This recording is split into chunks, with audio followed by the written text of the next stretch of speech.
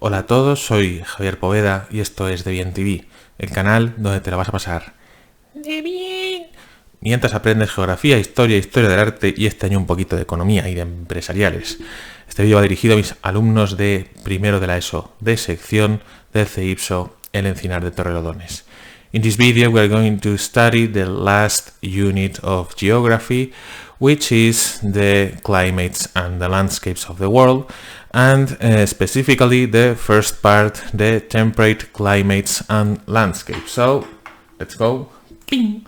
Here we are in the presentation you have uploaded in the virtual classroom. So let's go. First we have to ask ourselves what is a landscape, un paisaje.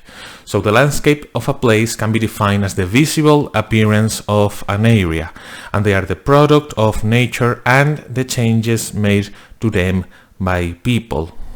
So according to these changes and the degree of this human intervention, we can classify the landscapes in natural landscapes, in which they are a combination of relief, climate, water, vegetation and wildlife, but the most important thing is that they have not been affected by human activity. On the other hand, we have the humanized landscapes, in which the result of human activity in the form of economic activities and technological developments is noticeable. So the climatic factors influence the appearance of a landscape, and that is the reason why the landscapes are usually studied alongside the climate associated to them in geography. And that's the reason why we are studying them all together. So let's start with some examples. This is a natural landscape in which we cannot see any kind of human intervention, but this is a humanized landscape. So do not be confused with the vegetation. Here we can see plants and we can see wildlife, but this is a fully humanized, well, not fully, but a mostly humanized landscape, because this visible appearance of this area is highly modified by the human intervention. So let's start with the study of the temperate climates, and the first one is the oceanic climate. Where can we find it? Well, it is located between the latitudes 40 degrees and 60 degrees in both hemispheres. In the northern one, we can find it on the west coast of Europe and the west coast of North America, okay, in these areas. In the southern one, it is located in the southern coast of South America, in Chile and Argentina, in South Africa and the southeast part of Australia, Tasmania and New Zealand. These are the climate charts, the typical or the most common climate charts of this oceanic climate. Here you have two examples of Dublin in Ireland and Wellington in New Zealand. The oceanic climate, as its name says, it's located in zones near the coast. So in these climates, the rainfall is soft and persistent all year long. As you can see, there is not a huge difference in the precipitation. The total annual rainfall range is between 700 and 1200 millimeters with no arid months. Remember that the arid months are the ones in which the precipitation bars its value is below the temperature line, okay? And in these cases it does not happen. The ocean makes the temperatures very mild, and there is not much difference in temperature between the seasons, okay? There is some difference, of course, because there are seasons, but the difference is not so evident. So the temperatures are not so low in winter, as you can see here, more or less they are around 10 or 5 degrees, and not so high in summer. They are around 18 degrees, more or less, below 20.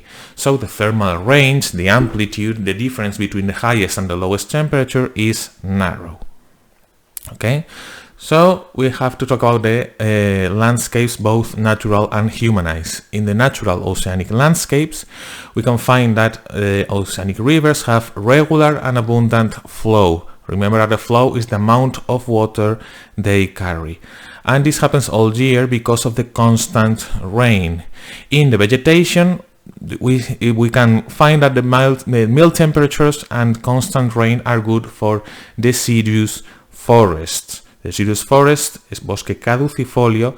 They are formed by the trees that lose their leaves when it is cold and the end of autumn. And for example, we can find species such as oak, chestnut, and beech. O sea, el roble, el haya y el castaño.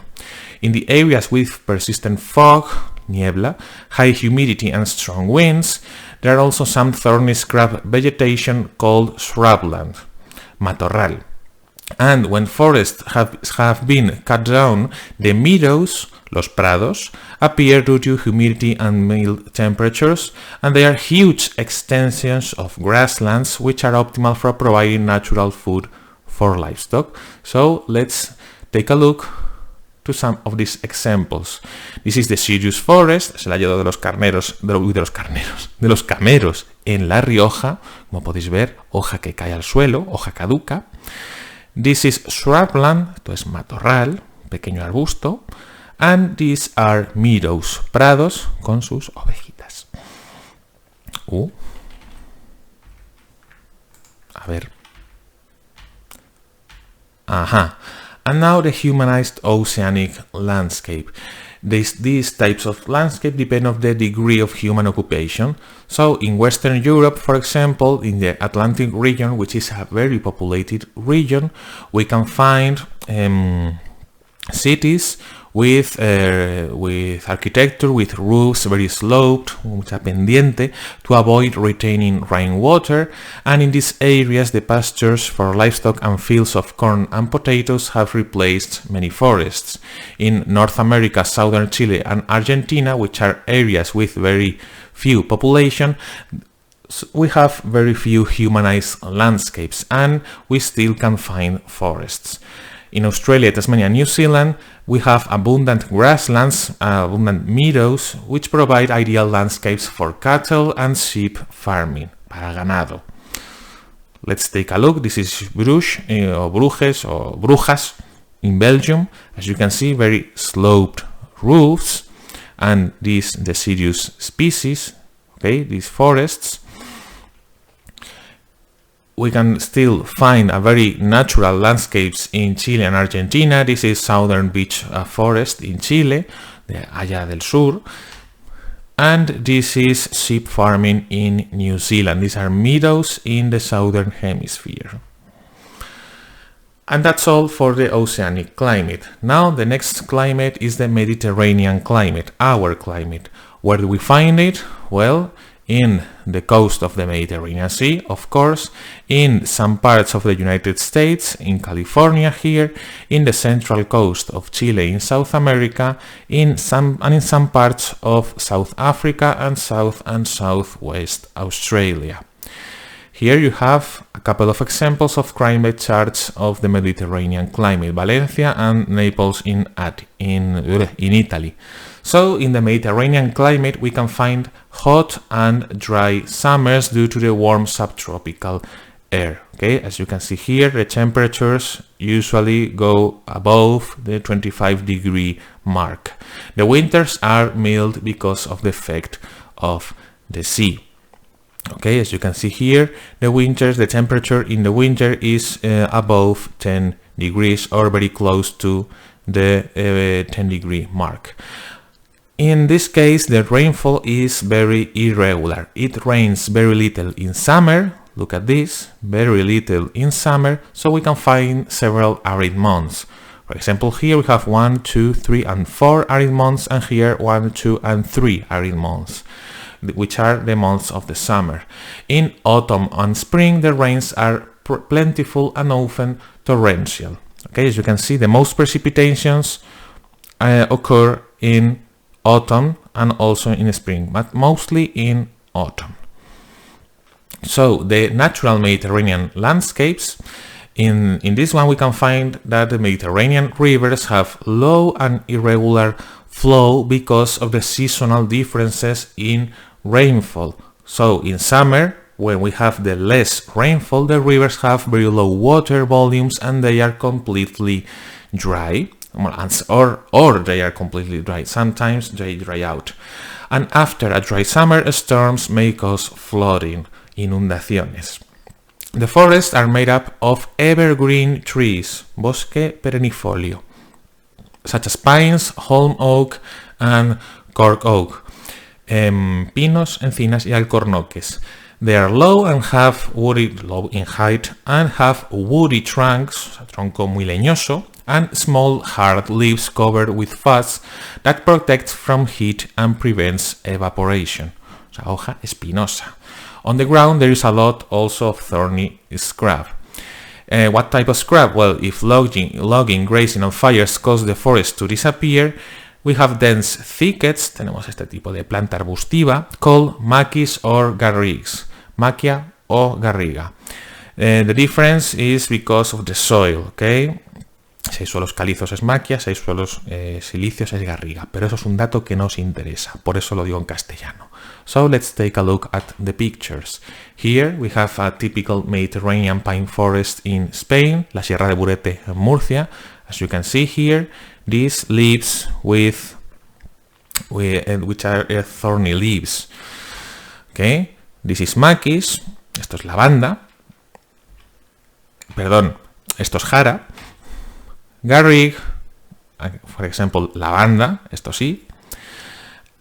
And now the humanized Mediterranean landscapes. So, over the centuries, torrential rains have carried natural matter down the coast and into deep valleys, forming plains.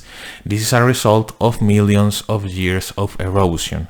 And these plains, which are small in size, are very fertile and suitable for agriculture. So we are going to find a lot of agrarian activity in these humanized Mediterranean landscapes. So the development of irrigation systems has led to intensive farming in these areas. We are going to find species or crops such as rice, cotton and citrus, arroz, algodón y cítricos. In areas, these three in areas next to the coast, and in areas away from the coast, the main crops are the so-called Mediterranean trilogy, wheat, vines and olive trees, la trilogía mediterránea, trigo, vid y olivo. And also the Mediterranean region has also become a major tourist destination due to its favorable climate, attractive coastline and cultural heritage. Okay, we are in the Mediterranean, we are the heirs to the Roman culture and the Roman Empire, and since we have a very good climate, they have the societies have built a lot of tourist resorts, and they are good destination for beaches and for sand tourism. Let's take a look. This is intensive farming in Almería. These are greenhouses, invernaderos. El mar de plástico. ¿Vale? This is roquetas de mar in Almería. Esto de aquí. But also in the interior areas we have this Mediterranean trilogy. These are olive trees in Jaén. Jaén is full of olive trees. We have vineyards, viñedos, for example, this is in La Mancha, and we also have major tourist resorts or touristic buildings, for example here La Manga del Mar Menor, que está en Murcia, en el Cabo de Palos.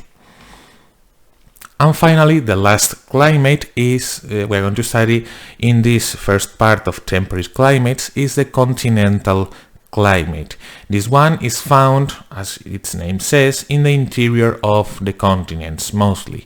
The interior of Europe, of Asia and North America, in regions mostly far away from the oceans and the seas. Okay, all of this in the northern hemisphere. Oops.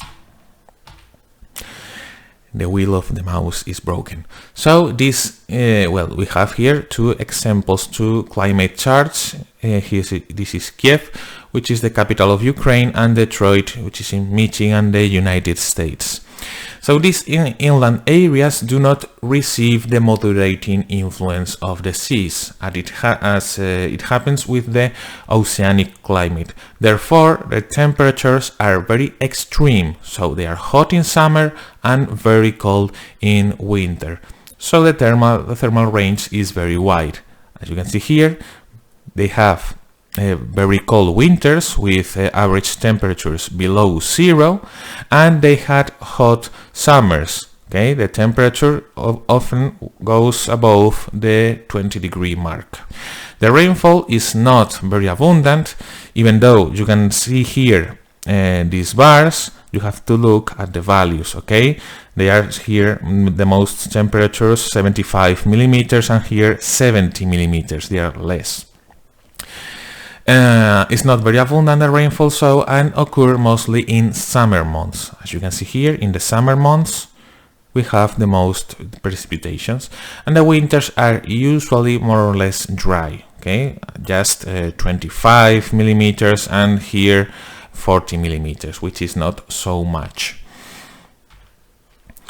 So, how are the landscapes in this continental climate? Well, in the natural continental landscapes, we can see that rivers are fast flowing and with abundant flow. They are very wide rivers because they collect water from the extensive flat areas they flow through to create large river basins, unas cuencas enormes de río, ¿vale?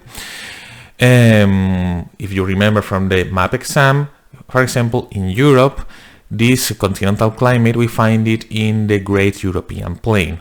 So we can find two types of natural landscape here. First, the coniferous forest or taiga, bosque de coníferas, pino, abeto y demás. Well, this is found in northern areas with cooler summers made up of pine, fir and birch trees. Pino, abeto y se me acaba de olvidar el último, pino, abeto y abedul. And the steppe and the grassland, la estepa y la pradera.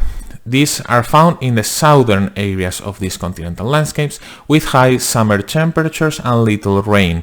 They are vast plains of grass with deep fertile soil, so they are perfect to feed the livestock, and also they are very suitable for agriculture. Let's see that. Here this is the taiga, as you can see here. These forests which is made up of trees very similar to the ones of the Christmas tree. If you see Christmas trees, it is usually taiga. This is near River Yukon in northern Canada.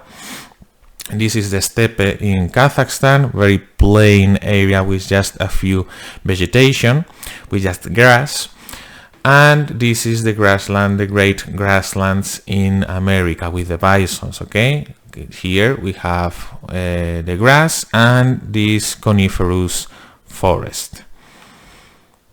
And the humanized continental landscapes. So, since in the taiga forests they are generally very large and they are exploited for their wood, which is used mostly by the paper manufacturing industry, but also for logging.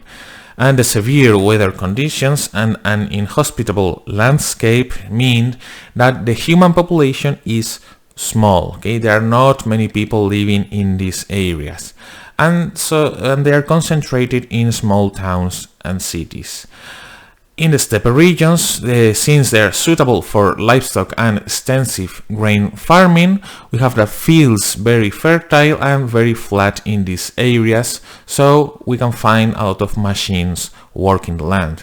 The population here also is small and concentrated in big towns, and the economic activity is primarily focused on the production and export of agricultural products. They are agrarian areas. Let's see, this is logging in Idaho in the USA. Okay, these large forests are used for logging and also for making wooden related products such as paper. Also, we have these vast plains which are used to cultivate cereals. For example, here the extensive grain farming in the USA, in the great flatlands of the USA, in the interior, and also in the vast areas in Russia or in Asia, as in this case. And that's it for the climates. Just we have yet to take a look how at how these climates or these landscapes are distributed in Europe and in Spain.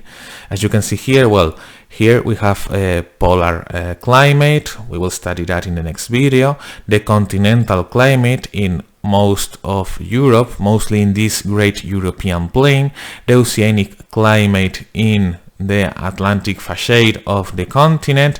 The Mediterranean in areas near the Mediterranean Sea, of course, and a specific climate that we will also study in the next video, which is the high mountain climate or alpine climate in the areas with great mountain ranges. And here you have the predominant vegetation in each of these landscapes.